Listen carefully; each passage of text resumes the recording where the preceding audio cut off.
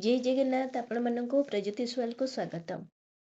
September 7 तारिख दिन आमर भाद्र पूर्णिमा पूर्णिमा जो दिन अच्छी से दिन आमर खुदुरुकुणी ओषा रही से दिन आमर भागवत जन्म बा भागवत पूर्णिमा रही।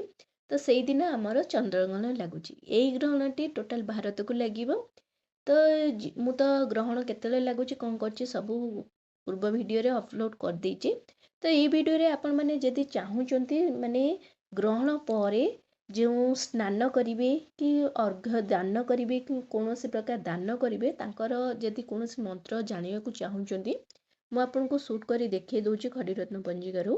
तो आपण एई माने आपण निजे स्क्रीनशॉट मारि परिबे मारिकरी आपण निजे जेतले स्नान करथिबे तो सही समय एई मंत्रटी आपण जप कर परिबे कि अर्घ्य दान जेतले करथिबे सेतले मध्य जप कर परिबे कि कौनसी दान जिते करेंगे आपण माने मंत्र जाप कर परिबे। मु आपन को स्क्रीनशॉट माध्यम रे वीडियो माध्यम रे देखे दूची।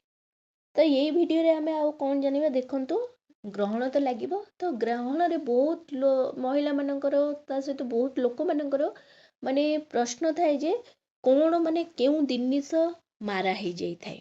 मारार अर्थ होची अशुद्ध हो जाई थाए आ केउ जिनस मारा होई न थाए। तो ये दीटा जिनस बहुत माने प्रश्न थाए कारण आपण जेउ जिनस मारा हो जाई थाए तो सेई जिनसटी आपण माने फपाड़ी देई थांती ग्रहण पर जोटा मारा होई न थाए सेई जिनस फपड़ा होई न थाए।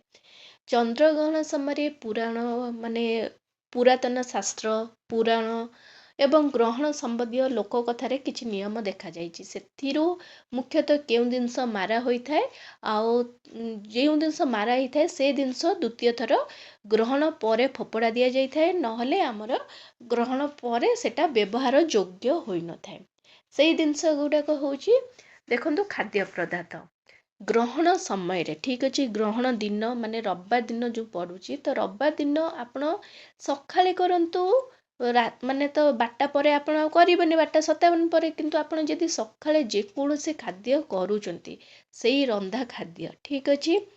तो से ग्रहण दिन जे कोनोसी रंधा खाद्य आपणकर जदि बंची जाउची से रंधा खाद्य आपणकर मारा हे जिवो। आपण जे कोनोसी माने माने रंधा जदि आपणकर पिठा हैला कि पूरी हैला रुटी हैला तो भात हैला डाली हैला जे कोनोसी खाद्य आपणकर बंची जाउची रंधा खाद्य तो माने जोटा चुली रे तयारी करछन ता व्यतीत आपण जदि चूड़ा गोटे आपण हाथ रे चूड़ा कदली चकड़ीचंती से जदि बंची भी जाउची सेटा भी आपणकर मारा हे गला कनु सेटा आपण रांधी सारलेनी माने खाया पई प्रस्तुत कर देइचंती सेटा गोटे रंधा खाद्य तेणु करी सेटा भी आपणकर फपड़ा हबो। रंधा खाद्य ग्रहण सरला परे मारा हे जाई था तेणु तांको फपड़ा दिया जाए।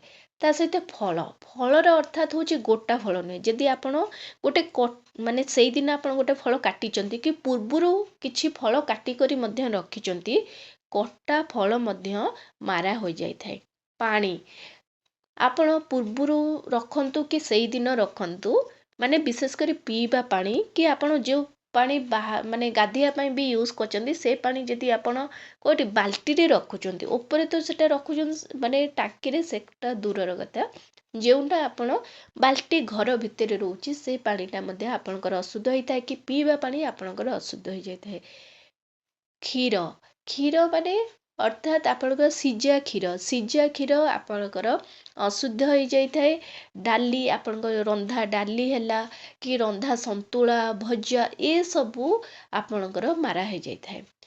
सेथि पई आपण रंधा खाद्य विशेष करी रुहे नहीं तो क्षीर रे आपणकर क्षीर को से दिन न फुटई कंचा क्षीर रे आपण जदि तुलसी पत्र पकई दउचंती ताहले से क्षीरटी रही जाई थाए आ जहार प्रभाव माने ग्रहण र प्रभाव सेतिरे पड़ी न थाए कि लागी न थाए।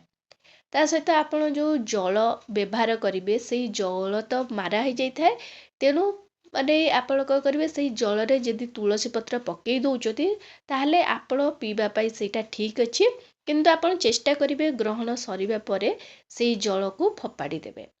ता सहित आपण जे कोनोसी भी रंधा खाद्य कि आपणकर ଯେମିତିକି ଡାଲି ହେଲା, ଭାତ, ତରକାରୀ, ଏମିତିକି ମିଠା ଯଦି ଆପଣଙ୍କ ପୂର୍ବରୁ ମିଠା ଘରେ ରହିଛି ଫ୍ରିଜରେ, ତାହେଲେ ମଧ୍ୟ ସେ ମିଠା କି ଆପଣଙ୍କର ପଣା ହେଲା, କ୍ଷୀର, ଦହି, କୌଣସି ପାନୀୟ ଖାଦ୍ୟ, ତ ଏସବୁ ଜିନିଷ ମଧ୍ୟ ଆପଣଙ୍କର ଫୋପଡ଼ା ହେଇଥାଏ। ତ ଗ୍ରହଣ ଶେଷ ହେବା ପରେ ଆପଣ ଏସବୁ ଜିନିଷ ମାରା ହେଇଯାଇଥାଏ, ସେସବୁ ଜିନିଷ ଆପଣ ଫୋପାଡ଼ି ଦେବେ, ନହେଲେ କୌଣସି ପଶୁ ପକ୍ଷୀଙ୍କୁ ମଧ୍ୟ ଖାଇବାକୁ ଦେଇପାରିବେ। ତ ତାପରେ କେଉଁ ଜିନିଷ ମାରା ହୋଇନଥାଏ, ମାନେ ଗ୍ରହଣ ସମୟରେ କେଉଁ ଜିନିଷ ମାରା ହୋଇନଥାଏ ସେଟା ବି ଜାଣିବା ଦରକାର। ଦେଖନ୍ତୁ, ଗ୍ରହଣରେ ଶୁଖିଲା ଜିନିଷ ବିଶେଷ କରି ମାରା ହୋଇନଥାଏ, ଯେମିତିକି ଲୁଣ, ଚିନି, ଗୁଡ଼, ମସଲା। ମସଲାରେ ଆପଣ ହଳଦୀ, ଜିରା, ଗୋଲମରିଚ, ଲବଙ୍ଗ, ଡାଲଚିନି, ତ ଏମିତି ଯେକୌଣସି ଶୁଖିଲା ମସଲା ହେଲା, ଶୁଖିଲା ଡାଲି, ଚାଉଳ, ଅଟା, ଏମିତିକି ଘିଅ ମଧ୍ୟ ମାରା ହୋଇନଥାଏ। ଘିଅ, ତେଲ, କିନ୍ତୁ ଆପଣ ମନେ ରଖିବେ ତେଲ ମାରା ହୋଇନଥାଏ।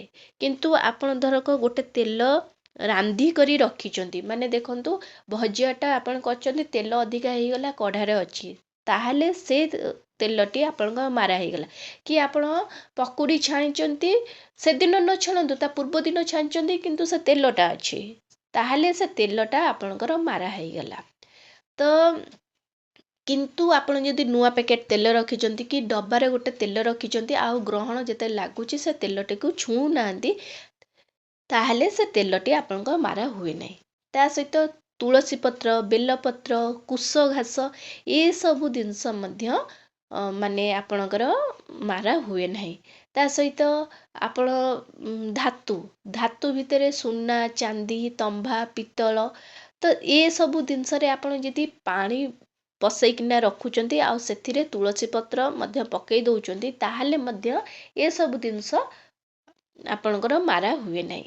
ତା ବ୍ୟତୀତ ଆପଣଙ୍କର ମାନେ ଗୋଟା ଫଳ କି ଗୋଟା ଆପଣଙ୍କର ପରିବା ହେଲା କି ସେ ସବୁ ମଧ୍ୟ ମାନେ ଆପଣଙ୍କର ମାରା ହୁଏ ନାହିଁ। ଯେମିତିକି ଆପଣ ଆଳୁ, ପିଆଜ, ରସୁଣ, ପରିବା ଭିତରେ ଆପଣ ଯାହା ବି ବାଇଗଣ ନେଲେ, କାକୁଡ଼ି, ତ ଯେକୌଣସି ପରିବା, ମାନେ ଆପଣ ଯଦି ସେ ପରିବାକୁ କାଟି କରି ୟୁଜ୍ କରିନାହାନ୍ତି, ଧରକ ଏବେ କାକୁଡ଼ିଟେ ଆପଣ ଗ୍ରହଣ ଦିନ ଗୋଟେରୁ ଆପଣ ଫାଳେ ଖାଇଛନ୍ତି ଆଉ ଫାଳେ ରଖିଦେଇଛନ୍ତି, ତାହେଲେ ସେଇଟା ଆପଣଙ୍କର ନଷ୍ଟ ହେଇଗଲା। ଗ୍ରହଣ ଶେଷ ହେଲା ପରେ ଆପଣ ପକେଇବେ। ଯଦି ଆପଣ ଗୋଟା କାକୁଡ଼ିଟେ ଗୋଟେ ଫ୍ରିଜରେ ଅଛି, ତାହେଲେ ସେଟା ମାରା ହୁଏ ନାହିଁ। ଠିକ୍ ଅଛି। ସେମିତିକି କଦଳୀ ହେଲା, ଆପଣଙ୍କର ଆପେଲ୍ ହେଲା, ଡାଳିମ୍ବ, ନଡ଼ିଆ, ଏସବୁ ମାରା ହେବନି। କିନ୍ତୁ ଆପଣ ଯଦି କଦଳୀଟିଏ ଅଧା ଖାଇ ଅଧା ରଖିଛନ୍ତି, ତାହେଲେ ସେଟା ନଷ୍ଟ ହେଇଯିବ। ଆପେଲ୍ ଅଧା ଖାଇକି ଫାଳେ ଚିନିଏ ଖାଇକିନା ଆପଣ ଯଦି ଆଉ ଅଧା ରଖିଦେଇଛନ୍ତି, ତାହେଲେ ଆପଣଙ୍କର ନଷ୍ଟ ହେବ। କଟା ଫଳ କି ଆପଣ ରାନ୍ଧିଥିବେ ଯଦି ଫଳ, ତ ସେ ସବୁ ଫଳ ଆପଣଙ୍କର ନଷ୍ଟ ହେଇଯାଇଥାଏ କି ମାରା ହେଇଯାଇଥାଏ। ଏଇ ଜିନିଷ ସବୁ ରହିଛି ଯେ ଆପଣଙ୍କର ମାରା ହୋଇଥାଏ, ଆଉ ଏଇ ସବୁ ଜିନିଷ ରହିଛି ଯେ ମାରା ହେଇନଥାଏ। ଆଶା କରୁଛି ଭିଡ଼ିଓଟି ଆପଣମାନଙ୍କୁ ବହୁତ ପସନ୍ଦ ଆସିଥିବ। ଯଦି ଆସିଛି ତାହେଲେ ଏଇ ଚ୍ୟାନେଲକୁ ଜଲ୍ଦି କରି ଲାଇକ୍, ସେୟାର, ସବସ୍କ୍ରାଇବ୍ କରିଦିଅନ୍ତୁ। ନମସ୍କାର।